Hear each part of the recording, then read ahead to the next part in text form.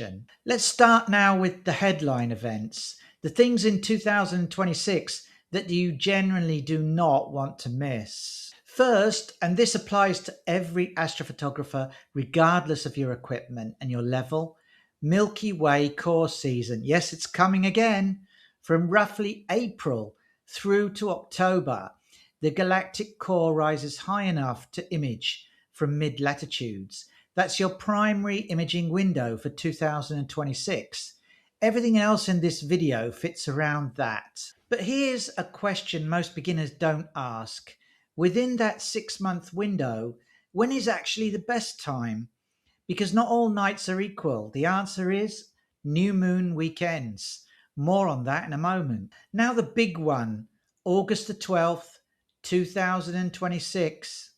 There's a total solar eclipse, and it's one of the most significant sky events in many years.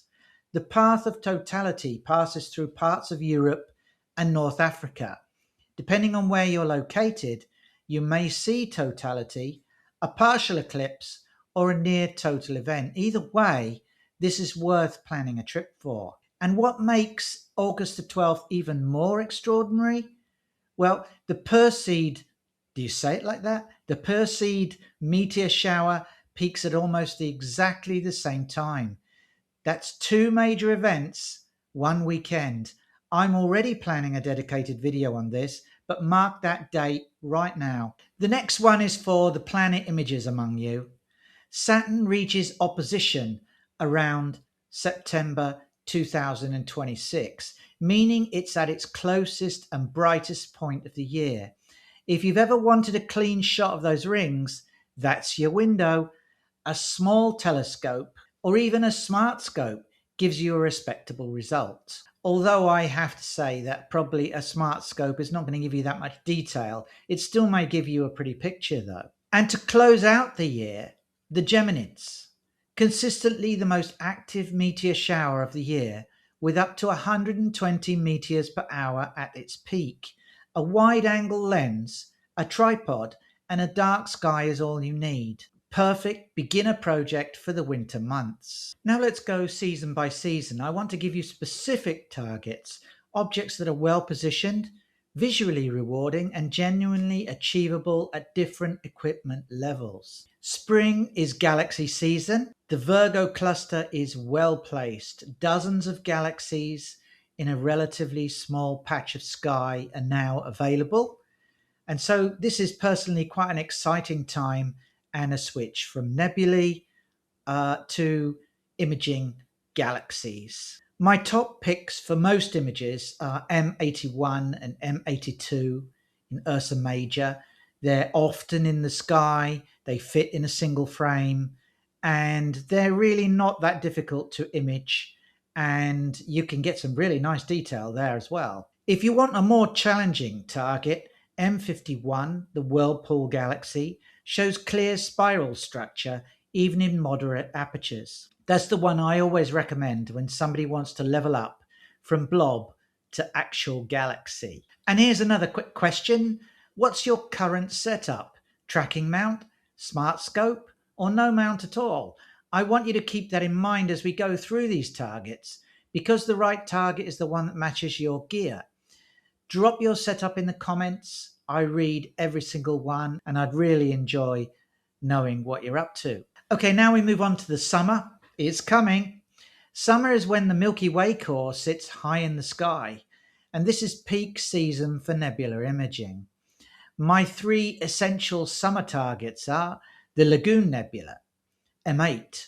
It's bright, it's large, and is visible even from moderately light polluted skies. An excellent target for beginners. The Eagle Nebula, M16, famous home of the pillars of creation. You don't need Hubble to capture them.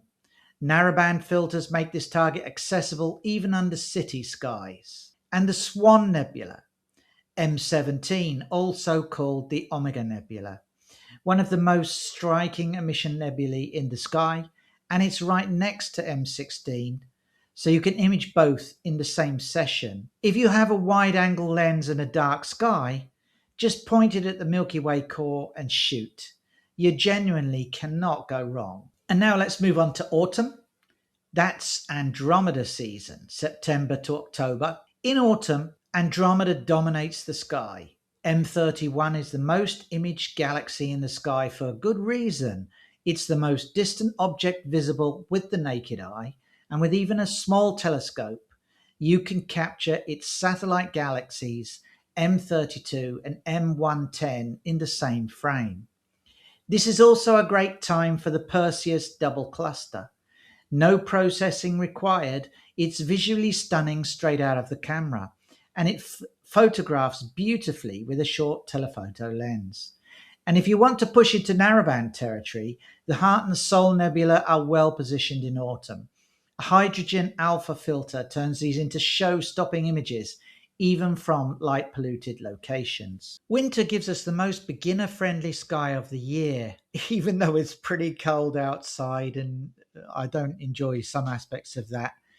But the Orion Nebula, M42, is the starting point for almost every astrophotographer. It's bright, it's large, and it rewards even a 30-second exposure. If you've never imaged before, start here. For something more technically challenging, the Rosette Nebula is a beautiful emission nebula that practically begs for a narrowband setup. And don't sleep on the Flame Nebula and Horsehead, right next to Orion's belt, stunning with any hydrogen alpha capable camera. Okay, now let's talk about planning. You know what to shoot? Now let's talk about how you can actually plan when to shoot it. Moon phase. This is the single most important planning habit you can build. New moon nights are your prime imaging windows for deep sky objects. No moonlight washing out the faint details in your target.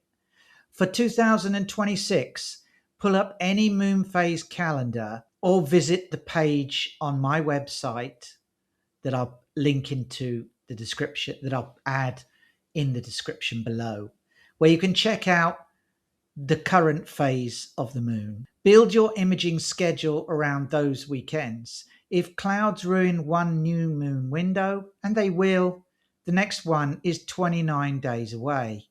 Plan for multiple opportunities. Stellarium is a wonderful free piece of software, and it's the planning tool I use the most. You can set any date, any time, any location, and see what's in the sky and when. Before any session, I check 3 things.